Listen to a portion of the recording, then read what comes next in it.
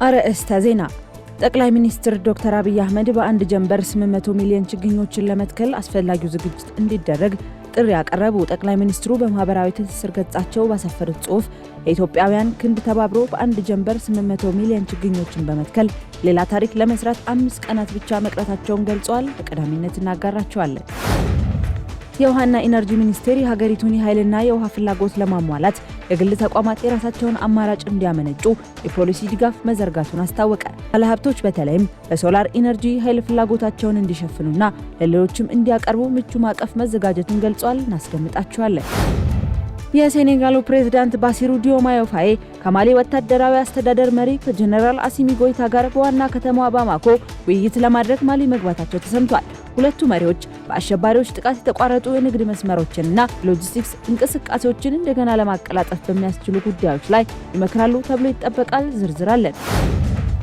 የዩክሬኑ የውጭ ጉዳይ ሚኒስትር አንድሪ ሲቢሃና የኢራኑ አቻቸው አባስ አራቺ በካስፒያን ባህር ከተፈጸመው የድሮን ጥቃት ጋር ተያይዞ በሁለቱ ሀገራት መካከል ሊፈጠር የሚችለውን አላስፈላጊ ውጥረት ለማስወገድ ግልጽ የሆነ የስልክ ውይይት ማድረጋቸውን አስታውቋል። ዓለም አቀፋዊ መረጃችን ነው። ሰላም ጤና ይስጥልኝ ውድ ሀገሬ ቤተሰቦቻችን እንደምን ቆይታችኋል? የዕለቱ የምሳሳት ዜናዎች ወደ እናንተ መድረስ ጀምረዋል። ከሀገር ውስጥ እንዲሁም ከውጭ ያዝናቸው መረጃዎች ምህረት ደግፍ የማስደምጣቸውናል። አብራችሁኝ እንድትቆዩ አክብሮታዊ ግብዣዬ ነው። ጠቅላይ ሚኒስትር አብይ አህመድ በአንድ ጀንበር 800 ሚሊዮን ችግኞችን ለመትከል አስፈላጊው ዝግጅት እንዲደረግ ጥሪ ያቀረቡ። ጠቅላይ ሚኒስትሩ በአንድ ጀንበር 800 ሚሊዮን ችግኞችን በመትከል አዲስ ታሪክ ለመስራት መላው ኢትዮጵያውያን አስፈላጊውን ዝግጅት እንዲያደርጉም ጥሪ አቅርበዋል። ጠቅላይ ሚኒስትር አብይ በማህበራዊ ትስስር ገጻቸው ባሰፈሩት ጽሑፍ የኢትዮጵያውያን ክንድ ተባብሮ በአንድ ጀንበር 800 ሚሊዮን ችግኞችን በመትከል ሌላ ታሪክ ለመስራት 5 ቀናት ብቻ ቀርተዋል ብለዋል። ኢትዮጵያውያን በእነዚህ ቀናት አስፈላጊውን ዝግጅት እንዲያደርጉ በቁርጠኝነት እንዲነሱና በአንድነታችን የምናስመዘግበውን ድል እውን እንድናደርግ ሲሉም ጠቅላይ ሚኒስትሩ ጠይቀዋል።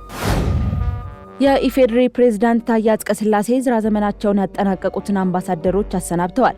ፕሬዝዳንቱ በኢትዮጵያ፣ ፊንላንድ፣ የኖርዌይና የህንድ አምባሳደሮችን አሰናብተዋል። ፕሬዝዳንቱ አምባሳደሮቹ ከኢትዮጵያ ጋር ያለውን ሁለገብ ግንኙነት ለማጠናከር ላበረከቱት አስተዋጽኦ ምስጋናቸውን አቅርበዋል።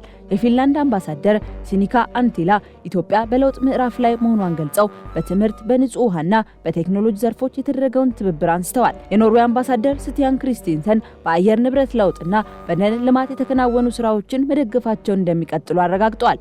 የህንድ አምባሳደር አኒል ኩማር ራይ በበኩላቸው በጠቅላይ ሚኒስትር ናሬንድራ ሞዲ ጉብኝት የተደረሱ ስምምነቶች መተግበራቸውንና የኢኮኖሚ ትብብሩ እያደገ መምጣቱን በስንብት መርሃ ግብሩ ተናግረዋል።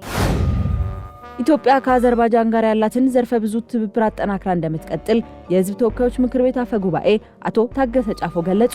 አቶ ታገሰ ጫፎ ለስራ ጉብኝት ከመጡት የአዘርባይጃን ሪፐብሊክ የፓርላማ አፈ ጉባኤ አቶ ታገሰ ጫፎ ለስራ ጉብኝት ወደ ኢትዮጵያ ከመጡት የአዘርባይጃን ሪፐብሊክ ሳሂባ ጋፋሮቫ ጋር ባደረጉት ውይይት ጉብኝቱ የሁለቱን ሀገራት ዲፕሎማሲያዊ ግንኙነት እንደሚያጠናክር ገልጸዋል። ኢትዮጵያና አዘርባይጃን በፓርላማ ዲፕሎማሲ፣ በኢንቨስትመንት፣ በትምህርት፣ በባህልና በንግድ ያላቸውን ትብብርና ግንኙነት እንደሚያጠናክሩም በተደረገው ውይይት ተገልጿል። ከአዘርባይጃን በተገኘው ልምድ በቅርቡ ተግባራዊ እየሆነ ያለው መሶብ የአንድ ማዕከል አገልግሎት በተቋማት ውስጥ የሚታዩ የመልካም አስተዳደር ችግሮችን በመቅረፍ የተገልጋዮችን እንግልት እያስቀረ መሆኑንም አፈ ጉባኤው አስረድተዋል። ኢትዮጵያ በግብርና፣ በማዕድንና በማኒፋክቸሪንግ ዘርፍ ትልቅ የኢንቨስትመንት አቅም እንዳላት አፈ ጉባኤው ገልጸው የአዘርባይጃን ባለሀብቶች ወደ ኢትዮጵያ መጥተው ኢንቨስት እንዲያደርጉ ጥሪ አቅርበዋል። በሀገሪቱ የተካሄደውን ዲሞክራሲያዊ ምርጫና የሀገራዊ ምክክር ሂደትን ለልዑካን ቡድንም አፈ ጉባኤው አብራርተዋል። በአዲስ አበባ ከተማ እየተካሄደ ያለው የኮሪደር ልማት ስራዎች ከተማዋን ለቱሪስቶች ምቹ እያደረገ እንደሚገኝና ከካቡ ከተማ በቅርሶች አስተዳደር፣ በቱሪዝምና ከተማ አስተዳደር ልምድ ለመውሰድ ፍላጎት መኖሩን ተገልጿል። የአዘርባይጃን ሪፐብሊክ የፓርላማ አፈ ጉባኤ ሳሂባ ጋፋሮቫ በበኩላቸው በኢትዮጵያና በአዘርባይጃን መካከል ያለው ዲፕሎማሲያዊና ሁለንተናዊ ግንኙነት የሚያጠናክሩ መግባቢያ ሰነዶች ተፈርመው በቅርቡ ወደ ስራ እንደሚገባም ገልጸዋል። የውሃና ኢነርጂ ሚኒስቴር የሀገሪቱን የኃይልና የውሃ ፍላጎት ለማሟላት የግል ተቋማት የራሳቸውን አማራጭ እንዲያመነጩ የፖሊሲ ድጋፍ መዘርጋቱን አስታወቀ። በሚኒስቴሩ የስትራቴጂ ጉዳዮች ስራ አስፈጻሚ አቶ አለማየሁ መንገሻ እንደገለጹት ባለሀብቶች በተለይ በሶላር ኢነርጂ ኃይል ፍላጎታቸውን እንዲሸፍኑና ሌሎችም እንዲያቀርቡ ምቹ ማዕቀፍ ተዘጋጅቷል ብለዋል። ስራ አስፈጻሚ አክለውም ተቋማት የከርሰ ምድር ውሃን ራሳቸውን ችለው በህግና በመመሪያ እንዲጠቀሙ ይፈቅዳል ሲሉም ገልጸዋል። ይህ በጅምር ላይ ያለ አሰራር በኢንዱስትሪዎች ላይ ያለውን ጫና የሚቀንስና አበረታች ውጤት እያመጣ ያለ ነውም ተብሏል። በተጨማሪም የወንዝ ዳርቻዎችንና የውሃ አካላትን ከብክለት ለመጠበቅ አዋጅ የወጣ ሲሆን በቀጣይ በሚዘጋጁ ደንቦች የግል ዘርፉ ተሳትፎ ይበልጥ ህጋዊ መሰረት ይኖረዋል ተብሏል። ከሀገር ውጪ ወደ ያዝናቸው መረጃዎቻችን አለፍን። የሴኔጋሉ ፕሬዝዳንት ባሲሩ ዲዮማዬ ፋዬ ከማሊ ወታደራዊ አስተዳደር መሪ ከጀነራል አሲሚ ጎይታ ጋር በዋና ከተማዋ ባማኮ ውይይት ለማድረግ ማሊ መግባታቸው ተሰምቷል። የጉብኝታቸው ዋና ዓላማ በሁለቱ ሀገራት መካከል የጸጥታ ሁኔታን ማጠናከር፣ ወታደራዊ ትብብርን ማሳደግና የዕቃ ማጓጓዣ ትስስር ላይ ምክክር ማድረግ ነው ተብሏል። ማሊ አብዛኞቹን የንግድ ዕቃዎች የምታስገባው በሴኔጋል በሚገኘው የዳካር ወደብ በኩል ቢሆንም ባለፉት ወራት በጂሃዲስቶች ጥቃት ምክንያት የትራንስፖርት እንቅስቃሴው ከፍተኛ ተግዳሮት ገጥሞታል። ባለፉት ወራት በአሸባሪዎች ጥቃቶች ምክንያት የትራንስፖርት እንቅስቃሴው ከፍተኛ ተግዳሮት ገጥሞታል። ሁለቱ መሪዎች በአሸባሪዎች ጥቃት የተቋረጡ የንግድ መስመሮችንና የሎጂስቲክስ እንቅስቃሴዎችን እንደገና ለማቀላጠፍ በሚያስችሉ ጉዳዮች ላይ ይመክራሉ ተብሎ ይጠበቃል። ጀነራል አሲሚ ጎይታ እጅግ አወዛጋቢ በሆነ ሁኔታ እንደ አውሮፓውያን አቆጣጠር በ2011 በተደረገው ወታደራዊ ግርግር ስልጣን ላይ ከወጡ ወዲህ ሀገራቸው ከጎረቤት ሀገራት ጋር ያላት የዲፕሎማሲና የጸጥታ ትብብር ከፍተኛ ትኩረት የተሰጠው ጉዳይ ሆኗል ሲል አፍሪካ ኒውስ ዘግቧል። ኢራን በመቶዎች የሚቆጠሩ የቻይና ሚሳኤሎችን በሳምንታት ውስጥ ልትረከብ መሆኑ ተገለጸ። ኢራን ከአሜሪካና ከእስራኤል ጋር በገባችበት ጦርነት ምክንያት የአየር መከላከያ አቅሟን ለማጠናከር በመቶዎች የሚቆጠሩ የቻይና ምርት የሆኑ ሚሳኤሎችን በሳምንታት ውስጥ ልትረከብ እንደሆነ የሮይተርስ ዘገባ አመላክቷል።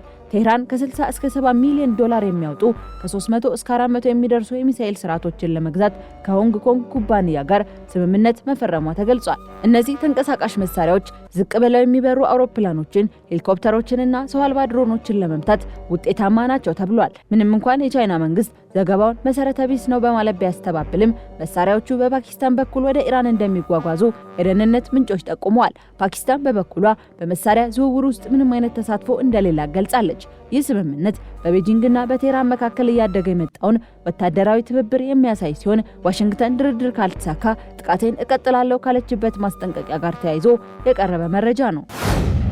የዩክሬን የውጭ ጉዳይ ሚኒስትር አንድሪ ሳቢያና የኢራን አቻቸው አባስ አራቺ በካስፒያን ባህር ከተፈጸመው የድሮን ጥቃት ጋር ተያይዞ በሁለቱ ሀገራት መካከል ሊፈጠር የሚችለውን አላስፈላጊ ውጥረት ለማስወገድ ግልጽ የሆነ የስልክ ውይይት ማድረጋቸውን አስታውቋል። ውጥረቱ የተፈጠረው ባለፈው ቅዳሜና እሁድ ዩክሬን በካስፒያን ባህር ላይ የጦር መሳሪያዎችን የጫኑ ናቸው ያለቻቸውን ሁለት የሩሲያ መርከቦችን በድሮን መምታቷን ተከትሎ ነው። ዩክሬን መርከቦቹ ከኢራን ተነስተው ወደ ሩሲያ ወደብ በማምራት ላይ ነበሩ ብትልም ቴህራን ግን ጥቃት የደረሰባት የብረት ማዕድን የጫነች የንግድ መርከብ መሆኗን ገልጻለች። በዚህ ጥቃት አንድ የኢራን መርከበኛ ሲገደል ሌሎች 3 ሰዎች መቁሰላቸውን ማሳውቃለች። ይህንን ተከትሎም የኢራን ባለስልጣናት በኪየቭ ላይ ዛቻቸውን ሲያሰሙ ቆይተዋል። የዩክሬን የውጭ ጉዳይ ሚኒስትር አንድሬ ሲቢሃ በኤክስ ገጻቸው ባሰፈሩት ጽሑፍ የዩክሬን እርምጃዎች በሙሉ ሀገራችንን ከሩሲያ ጥቃት ለመከላከል ብቻ ያለሙ እንጂ በምንም መልኩ ሰላማዊ የንግድ መርከቦችን ወይም ሰዎችን ኢላማ ያደረጉ አይደሉም ብለዋል። አክለውም የኢራን ዜጋ መሞትንና የንግድ መርከቧን መመታቷን አስመልክቶ የተባለውን እንደተቀበሉ ጠቅሰው ሆኖም ለተፈጠረው አጠቃላይ ችግር ዋነኛዋ ተጠያቂ ሞስኮ መሆኗን አስምረውበታል።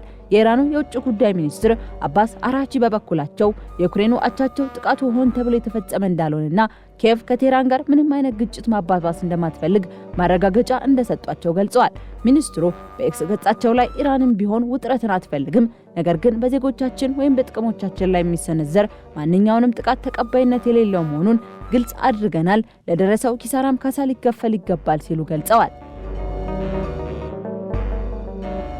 ተመልካቾቻችን ለሰዓቱ ያዝናቸው መረጃዎች እነዚህን ይመስሉ ነበር። ከቀሪ ጣቢያ ፕሮግራሞች ጋር መልካም ቆይታ